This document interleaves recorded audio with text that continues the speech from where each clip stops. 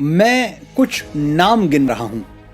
आपको यह बताना है कि इनके बीच समानता क्या है, कौन सा धागा इन सबको एक दूसरे से जोड़ता है।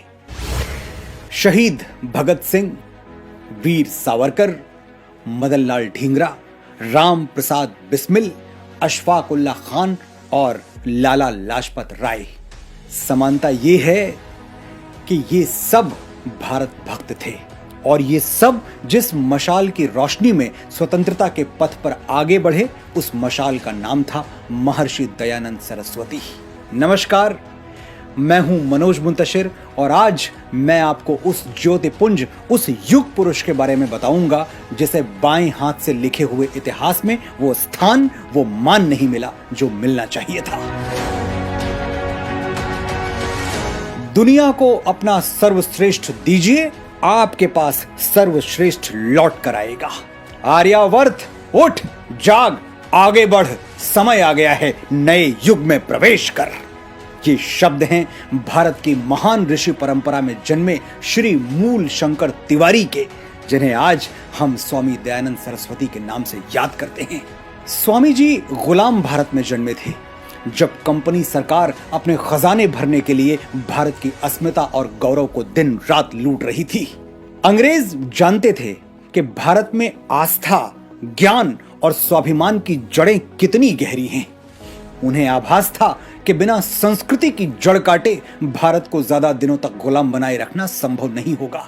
लॉर्ड मैकाले का वो कथन तो आपको याद ही होगा, भारतीयों में हीन भावना भर दो, उन्हें विश्वास दिला दो कि उनकी संस्कृति पिछड़ी हुई है, परंपराएं और मान्यताएं खोखली हैं।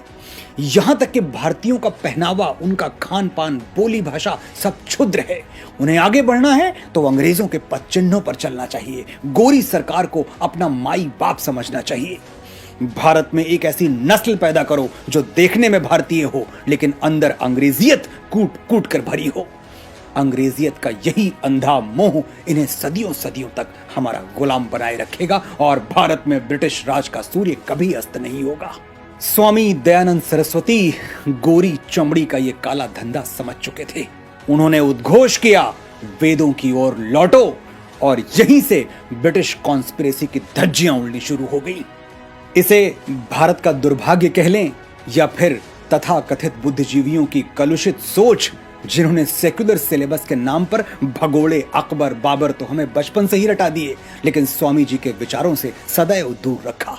जब अंग्रेजी पढ़े हुए तमाम तथाकथित भारतीय बुद्धिजीवी अंग्रेजों को अपना मसीहा मानने लगे थे और अपनी झूठी शान बढ़ाने के लिए अंग्रेजों के पीछे दुम हिलाते फिरते थे, महर्षि दयानंद सरस्वती हिंदी भाषा और महान भारतीय वैदिक परंपरा का प्रचार निडर होकर किया करते थे। यही कारण था कि फिरंगियों की भवें स्वामी जी पर सदैव तनी रहती थीं।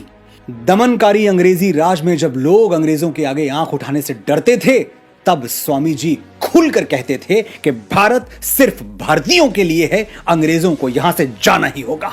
स्वामी जी ने ही सबसे पहले स्वराज का नारा दिया था, जिसे आगे चलकर श्री बाल गंगाधर तिलक ने जन वाक्य बना दिया, मूल मंत्र बना दिया। सरदार पटेल ने स्पष्ट शब्दों में कहा था, भारत की स्वतंत्रता की नींव वास्तव में स्वामी दयानंद सरस्वती ने ही डाली थी। सरकारी पाठ्यक्रमों ने हमें कभी बताया ही नहीं कि 1857 के स्वतंत्रता संग्राम की योजना बनाने वाले अग्रणी लोगों में स्वामी दयानंद सरस्वती सबसे प्रमुख थे। क्यों नहीं बताया, ये तो आप भी जानते हैं। ऐसे व्यक्ति को देश का हीरो कैसे बना दें जो वेदों का ज्ञाता हो और सनातन धर्म में अटूट विश्वास रखता हो। अगर स्वामी जी सेकुलर होते तो हमारे सिलेबस में उन्हें जगह जरूर मिल जाती। खैर, तब नहीं तो अब सही, मैं और आप स्वामी जी, सावरकर, बाल गंगाधर तिलक जैसे महापुरुषों को अपने मन में स्थान दें, अपने बच्चों को उनकी कहानियां सुनाकर बड़ा करें, तो वो दिन दूर नहीं जब पाठ्यक्रम बदल दिए जाएंगे। स्वामी जी का एक किस्सा सुनाता हूं।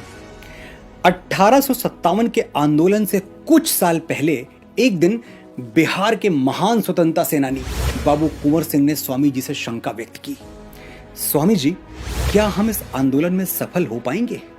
स्वामी जी मुस्कुराए और बड़ी विनम्रता से कहा, कुंवर, भारत 100 वर्षों में गुलाम हुआ है, इसे स्वतंत्र होने में भी लगभग इतना ही समय लगेगा। कुंवर सिंह ने पूछा, स्वामी जी, फिर हमारा ये आंदोलन, इसका क्या होगा? हम इतने प्राणों की आहुति क्या व्यर्थ में दे रहे हैं? स्वामी जी ने कहा, कुंवर, स्वतंत्रता सस्ती नहीं मिलती। अनेक वर्षों तक असंख्य प्राणों की आहुति देनी होगी। संघर्ष की एक लंबी प्रक्रिया से गुजरना होगा। हम तो बस वो शुरुआत कर रहे हैं जो आज तक किसी ने नहीं की। कोई तो सूद चुकाए, कोई तो जिम्मा ले उस इनकलाब का जो आज तक उधार सा है। स्वामी जी जानते थे कि 1857 में विजय नहीं मिलेगी, लेकिन बिगुल तो बजेगा। भारतवर्ष के प्राणों में कंपन तो होगा, धरती डोलेगी तो, और साहिब बहादुरों की छाती में धसी हुई हिंदुस्तानी गोलियां महारानी विक्टोरिया को डराएंगी तो। ये भी क्या कम है? स्वामी जी ने जो 100 वर्षों की भविष्यवाणी की थी वो सच हुई। 1947 आते आते क्रांतिकारियों ने अंग्रेजों के पैरों तले से भारत की जमीन खींच ली और लाद दिया उनका सामान ब्रिटेन जाने वाले पानी के जहाज में। एक बार स्वामी जी की मुलाकात तत्कालीन गवर्नर जनरल लॉर्ड नॉर्थब्रुक से हुई। पावर के दंभ में चूर गवर्नर ने स्वामी जी से कहा, ये अपने व्याख्यान की शुरुआत में आप जो ईश्वर की स्तुति करते हैं, क्या उसमें यह प्रार्थना भी शामिल है कि अंग्रेज सरकार का कल्याण हो? गवर्नर के तेवर साफ बता रहे थे कि वो जवाब में क्या सुनना चाहता है, और अगर उसके मन का उत्तर नहीं मिला तो परिणाम कितने भयावह हो सकते हैं। लेकिन स्वामी जी ठहरे भारत की ऋषि परंपरा के अनुयायी, असत्य कैसे बोलें? स्वामी जी ने उत्तर दिया, अंग्रेज सरकार के लिए प्रार्थना तो करता हूं गवर्नर साहब कि जितनी जल्दी हो सके भारत में अंग्रेजी राज का सर्वनाश हो जाए और हमें पूर्ण स्वाधीनता प्राप्त हो। गवर्नर साहब के कान सुन्न हो गए। उन्हें विश्वास ही नहीं हुआ कि भारत का एक ऋषि उनके हजारों मिलिट्री जनरल से ज्यादा निर्भीक हो सकता है, निडर हो सकता है। ये कहानियां आज मैंने आपको क्यों सुनाई? क्योंकि जमैका के महान दार्शनिक मार्क्स गर्वी ने कहा है, people without the knowledge of their past history, origin and culture are like a tree without roots.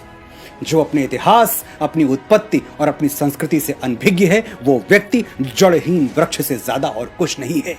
हम भारतवासी तो सदैव से ही ज्ञान गंगा में मछली की तरह तैरते और जीते आ रहे हैं, लेकिन पिछले कुछ दशकों में हम पर अज्ञान थोप दिया गया। हमें जल बिन मछली वाली दयनीय स्थिति में पहुंचा दिया गया। जो हुआ वो गलत था, लेकिन इससे भी ज्यादा गलत होगा कि हम अपने अज्ञान को नियति मानकर स्वीकार कर लें। स्वामी जी कहते थे, अज्ञानी होना गलत नहीं है, अज्ञानी बने रहना गलत है। इसलिए जागो भारतीयों, रहो चाहे जहां, लेकिन अपनी संस्कृति, अपने साहित्य और अपनी महान विभूतियों पर सदैव गर्व करते रहो। आज परम आदरणीय स्वामी दयानंद सरस्वती जी की जयंती है। सोशल मीडिया पर पोस्ट करें, यारों दोस्तों से इसकी चर्चा करें, घर परिवार में बच्चों को बताएं कि आज का दिन कितना शुभ है और क्यों शुभ है। हम अपने महानायकों को जीवित रखेंगे, तभी हमारा भारत जीवित और जागृत रहेगा। आपने इतने धैर्य से मुझे सुना, आभार।